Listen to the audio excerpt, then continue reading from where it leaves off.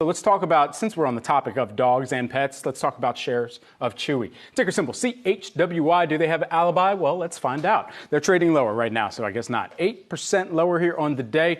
This morning, after missing on earnings estimates and posting a wider than expected loss for the second quarter, the company announced Q3 and full year revenue expectations both coming in under Wall Street. That's a rough. That says rough. Rough Q2. Rough Q2 indeed. You know who would give us puppies if they were down? They were talking. If the CEO Sumit Singh was down in New York, he would give us puppies. You know, they get it. You know, I think they send pictures still to customers. Really? For their dogs. If you order or if you're an auto ship customer, whatever it is.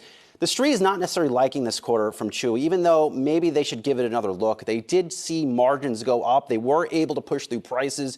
Auto ship customers, which are essentially a recurring revenue stream for Chewy, those held steady. But you're seeing the stock under pressure here in large part because of that outlook. I think the Street always wants to see more from Chewy. It's valued at a high multiple relative to the broader market. Again, perhaps just didn't get what they wanted. Yeah, and the impacts here, similar to what we were actually discussing with the CEO of Petco just last week, where we were talking about the business and the temporary cutbacks that the customers are making right now in some of their spending, even on their furry four-legged friends at home.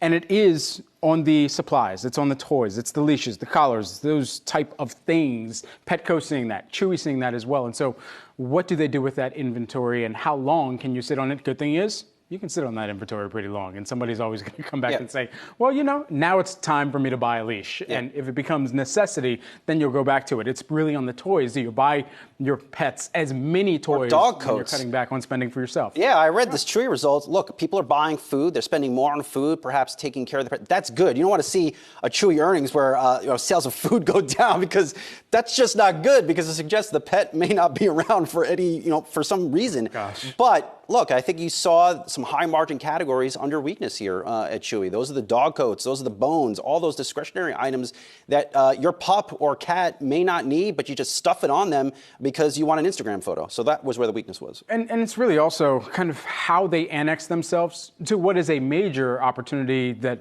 even we were discussing with Petco as well, which is on the veterinary side of the business. And for a Chewy, leaning further into some of the medications, some of the subscriptions that their pets need in order to have not just a healthy diet, but also have some of the medications that are prescribed for their pets too. That is significant. That's a $30 billion market from what we've heard. And as long as that continues to expand in opportunity and making sure that they have the ability to service on those auto ship as well, as you were talking about a moment ago, I think that's where they could perhaps hang their hat to some effect, but they're going to have to do a little bit more work to please investors here. Yeah, my non-existent puppy lives an organic lifestyle. I thought it'd be very important to mention that.